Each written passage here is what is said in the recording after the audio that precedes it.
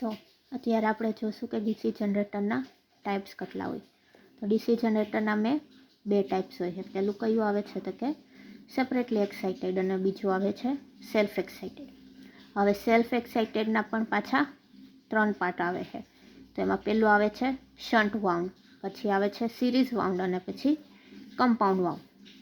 Compound વાઉન્ડના પણ 2, short shunt અને long shunt.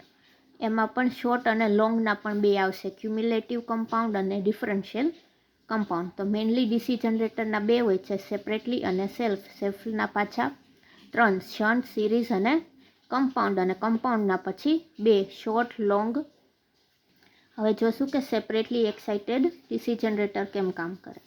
તો એમાં 2 સર્કિટ છે, ફિલ્ડ વાઇન્ડિંગ અને આર્મેચર વાઇન્ડિંગની સર્કિટ બંને અલગ કરેલી છે. એમાં ફિલ્ડ વાઇન્ડિંગ સાથે આપણે ડીસી સપ્લાય જોડ્યું, એ મીટર જોડ્યું છે એમપી કરંટ માપવા માટે. એવી જ રીતે આ છે આર્મેચર. આર્મેચરની નીચે જે આવી રીતે દેખાય છે આવાળું, એ શું છે? એને બ્રશ કહેવાય. હવે આર્મેચરની પેરેલલમાં કોને જોડ્યું તો કે લોડને.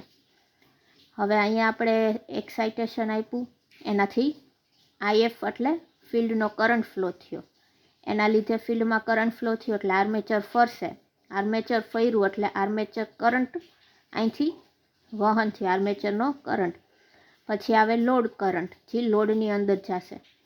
હવે આર્મેચર કરંટ અને લોડ કરંટ બે કેવા હશે? સરખા હશે, કેમ કે એ સિરીઝમાં કનેક્ટેડ છે. હવે એનું ઇક્વેશન જોઈએ કે આર્મેચર કરંટ શું છે? આર્મેચર કરંટ IA બરાબર લોડ કરંટ IL. હવે EG એટલે આર્મેચરમાંથી જે EMF જનરેટ થયું એ, તો એ શું આવશે? V એટલે load voltage plus IA RA. IA એટલે આર્મેચરનું કરંટ, RA એટલે આર્મેચરમાં કંઈક રેઝિસ્ટન્સ હશે એ, પ્લસ બ્રશ કોન્ટેક્ટના ડ્રોપ. આ બ્રશના લીધે કંઈક ડ્રોપ થયો હશે, વોલ્ટેજ ઓછા થયા હશે E. પાવર આઉટપુટ બરાબર શું થશે? VIA. હવે આવે છે સેલ્ફ એક્સાઇટેડ જનરેટર. તો સેલ્ફ એક્સાઇટેડમાં શું છે? આમાં સેપરેટલીમાં એક આગળ આર્મેચર અને ફિલ્ડની અલગ સર્કિટ હતી. સેલ્ફ એક્સાઇટેડમાં 2 સર્કિટ એક આરે જ હશે. તો કે this generator supply their own field current to their field magnet. એ શું કરે? એનું પોતાનું જ ફિલ્ડ કરંટ આપે છે ફિલ્ડને. એમાં કોઈ એક્સટર્નલ ડીસી સોર્સની જરૂર નથી પડતી. હવે સેપરેટલી એક્સાઇટેડ કેટલા પ્રકારના છે? તો કે 3. પેલું આવે છે શન્ટ વાઉન્ડ, સિરીઝ વાઉન્ડ અને કમ્પાઉન્ડ વાઉન્ડ. હવે કમ્પાઉન્ડ વાઉન્ડમાં શું છે? સર્કિટ છે એમાં હે કે ફિલ્ડ વાઇન્ડિંગ અને આર્મેચર બે શ્રેણીમાં સમાંતરમાં કનેક્ટ કરેલું છે અને સમાંતરમાં જોડો. હવે પેરેલલ અને સિરીઝમાં ફેર શું હોય? તો કે પેરેલલમાં વોલ્ટેજ સરખો હોય અને કરંટ અલગ હોય. એવી જ રીતે સિરીઝમાં શું હોય? કરંટ સરખો હોય અને વોલ્ટેજ અલગ હોય. તો એ જ આમાં લાગુ પડે કે અહીંયાથી આપણે સપ્લાય આપ્યું, આમાં કરંટ ફ્લો થાય તો ISH એટલે શું થાય? ફિલ્ડનો કરંટ. હવે એ 2 ભાગ કરશે, પેલું એક આર્મેચરમાં જશે અને બીજું લોડમાં જશે. હવે આર્મેચરમાં કરંટ થાય, પછી બ્રશમાં જાય, એમાં કંઈક ડ્રોપ થાય, એ પછી ક્યાં આવશે? લોડમાં. તો હવે આમાં શું ધ્યાન રાખવું પડે કે આ પેરેલલમાં છે એટલે એનો રેઝિસ્ટન્સ કેવો હશે? વધારે હશે. એટલે જે આ આટા હશે એ વધારે રાખવાના, પણ એનો જાડાઈ કેવી હોવી જોઈએ? ઓછી જાડાઈવાળા હોય, પાતળા અને વધારે તારવાળા હોવા જોઈએ. હવે તો કે આર્મેચર કરંટ શું થાય? લોડનો અને સિરીઝ ફિલ્ડ વાઇન્ડિંગનો કરંટ, એ બેનો સરવાળો એ કયો થાય? Armature current. હવે એમાં શું છે કે કેટલું EMF જનરેટ થયું, તો એ શું થાય? વોલ્ટેજ, આઉટપુટના વોલ્ટેજ પ્લસ IA RA. હવે IA શું છે? લોડનો કરંટ અને સિરીઝનો કરંટનું સરવાળો.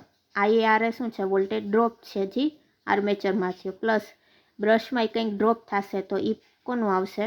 બ્રશના કોન્ટેક્ટ ડ્રોપ. હવે આપણે આઉટપુટ જોતું હોય તો એ શું થઈ જશે? તો કે EG minus IA RA minus VB એટલે બ્રશના હજી કોન્ટેક્ટમાં ડ્રોપ થયા હોય એ.